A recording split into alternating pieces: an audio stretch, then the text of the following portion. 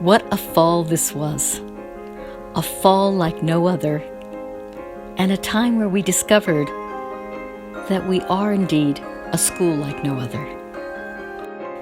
Amidst a sea of tent classrooms, masked faculty and students, plexiglass dividing students in our dining hall, we persevered. Because of our culture, we were interconnected.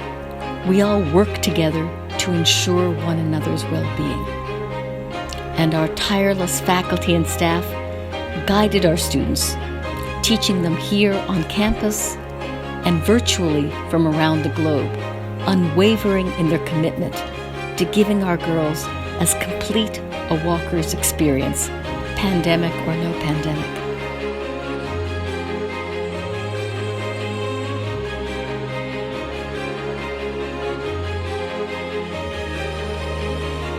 We are forever grateful to everyone who helped make this fall a success in which not a single student, not a single adult on campus contracted COVID.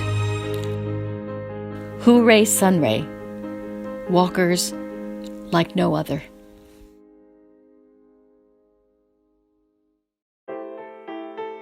This fall, I was a part of Walker's dance team. Although we weren't able to be in the dance studios, we did not let this stop us. We transitioned to being outside on the turf, which involved using the fence as our ballet bar and taking advantage of all the extra space we had. Other sports had some adjustments to make too, but at the end of the day, it was worth it for everyone to get to enjoy the activity they love.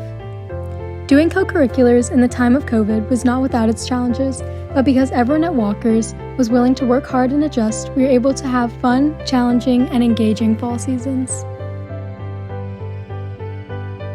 As a new student at the Ethel Walker School, this fall had been a completely different experience for me, as I was also a distance learner.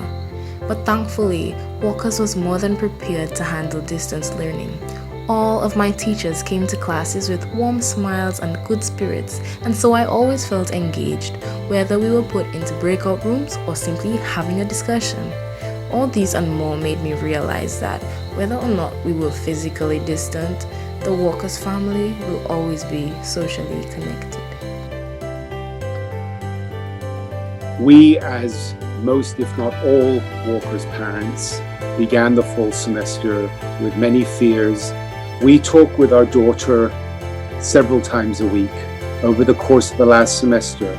She always radiated a sense of joy at being surrounded by her sweet mates, at being in a bubble of safety, of peer support, of trust, of activity, and of growth.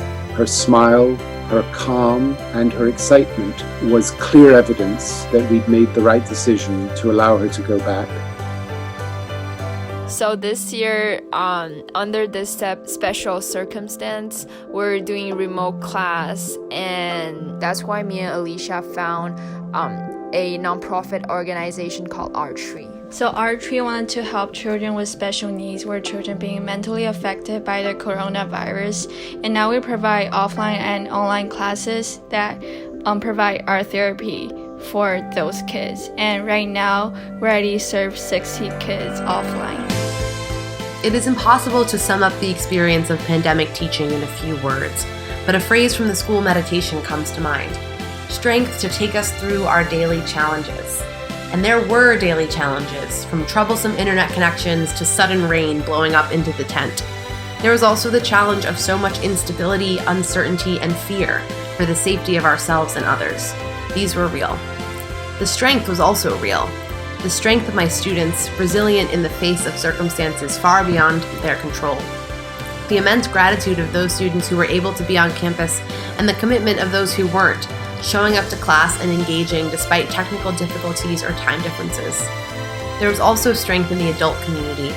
I was grateful for the grace and humor of my colleagues as we buoyed each other up, sharing technology tips, words of wisdom, or a sympathetic ear. I was also grateful for an administrative team that did their best to offer clarity and certainty in an increasingly unclear and uncertain world. Throughout these months, there was a true sense of loss and longing, missing the individuals who were unable to be on campus with us, missing the routines we used to have, missing the traditional ways of celebrating community. We honored that loss while also finding new ways to be together, such as our modified Mountain Day or Suns and Dials initiation ceremony. No one asked for this, but I do feel we made the most of it.